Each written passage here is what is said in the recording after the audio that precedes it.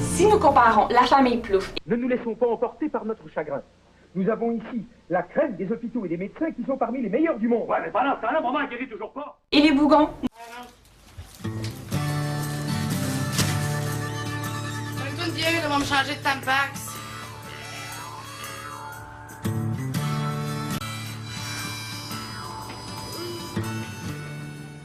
Nous pouvons facilement voir l'évolution des téléromans qui s'est faite au cours des années.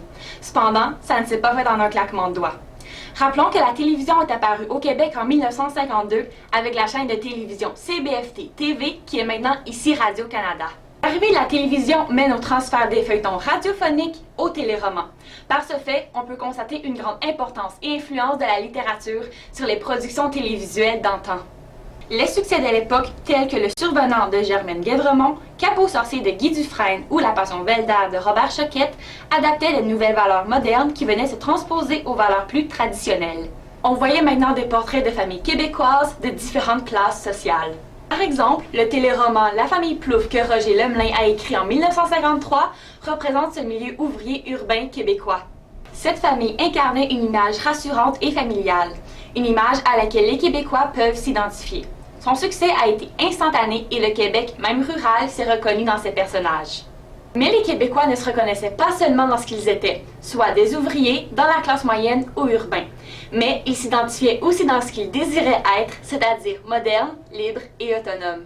Au milieu des années 60, les téléromans comiques sont inaugurés. Ils s'appuient sur des situations du quotidien pour mettre en relief les différences de vision. Par exemple, entre les classes sociales et entre les parents et leurs enfants. L'humour dans Quelle famille oppose les parents et les enfants sur l'éducation, les façons de vivre dans les années 60 et sur l'autorité parentale à respecter. Dans les années 80, on assiste à un changement radical. La société québécoise se transforme tout autant dans son mode de vie que dans ses valeurs. Plusieurs téléromans doivent donc s'adapter afin de plaire à tous les téléspectateurs.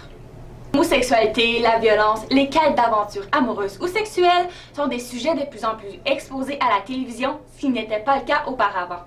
Il y a également l'utilisation de sujets forts comme l'inceste ou les vies familiales déchaînées ou désordonnées.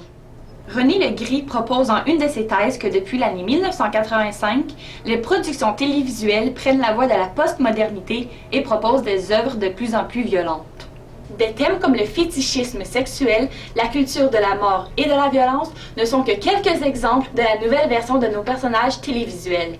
Prenons par exemple les personnages du téléroman L'Héritage. Une famille déchirée entre la rage et la passion et qui vit un drame d'inceste. Ce qui est totalement différent si on la compare aux belles histoires des pays d'en haut. Une évolution que nous pouvons voir au fil des époques est celle du rôle de la femme qui a changé en même temps que la société québécoise. Dans les téléromans des années 50 et 60, les femmes doivent être au service de leur mari et assurer le maintien de la maison, comme le faisait Donalda dans les belles histoires des pays d'en haut. Elles devaient aussi s'occuper de leurs enfants dans le seul but de montrer leur dévouement à leur mari. Au cours des années 1960 et 1980, les femmes de caractère émergent. Elles sont désormais soucieuses de prendre en main leurs responsabilités familiales. Elles veulent aussi découvrir de nouvelles réalités sociales telles que le monde du travail. Elles accèdent donc à des postes de gestion et non pas à des postes de secrétaire ou d'infirmière. Par exemple, dans Rue des Pignons et Terre humaine de Mia Ridez Morissette, les épouses ont des personnalités fortes. Elles manifestent leur emprise sur le milieu familial, mais aussi sur le monde des affaires. De 1980 aux années 2000, les femmes qui ne sont pas mariées et qui travaillent ne correspondent plus à ce statut de vieille fille. Les femmes célibataires sont maintenant valorisées grâce à leurs compétences et leurs activités professionnelles. Les célibataires servent aussi à explorer les nouvelles réalités de la féminitude, du désir de liberté et d'autonomie. Dans La Bonne Aventure, des Dames de cœur ou même Un signe de feu de Lise Payette, la vie des femmes mariées sert de cadre aux intrigues.